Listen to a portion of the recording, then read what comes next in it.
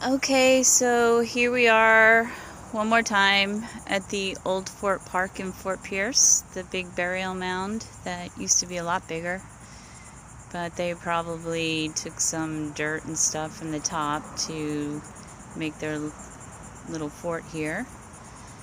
And it says here that the mound at Old Fort Park contains human remains and was the centerpiece of an AIS Indian culture dating back 500 to 1,000 years.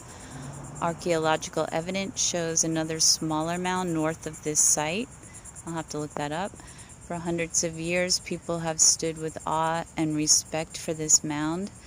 AIS artifacts include pottery shards, projectile points, stone and wood tools, shell and animal bone implements, and they tell the story of the AIS culture and lifestyle. So there's one of the AIS Indians, supposedly. And I know it's hard to see with the sun. Among the first Floridians, the AIS settled here along the shore of the Indian River, where a freshwater spring and bountiful hunting and fishing sustained their community. Shell and stone provided tool making, trees for firewood and housing, fruits, nuts, and berries for gathering. One of the largest and fiercest early Florida tribes, the AIS consisted of several 100,000 people who lived in east central Florida prior to contact with Ponce de Leon and the Spanish in 1513. The AIS territory ranged along the coast north to Cape Canaveral and south to Jupiter. The AIS were fishers, hunters, and gatherers. They depended on the Rio de AIS, the Indian River, and the Atlantic Ocean to provide sustenance. So beautiful.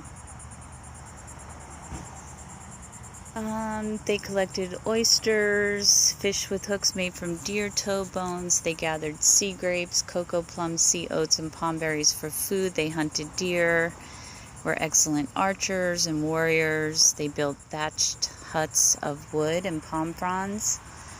Their large council house was furnished with wooden benches, and they traded with other natives. Their primary means of transportation was their dugout canoes, fired from cypress or pine and hewn with rock and shell. Let's see. Blah, blah, blah. They did not have a written language. But the Spanish governor of Florida in 1597 described the AIS as the most populous of tribes. They were extinct by the 1740s. Aboriginal people had lived in the state for over 12,000 years.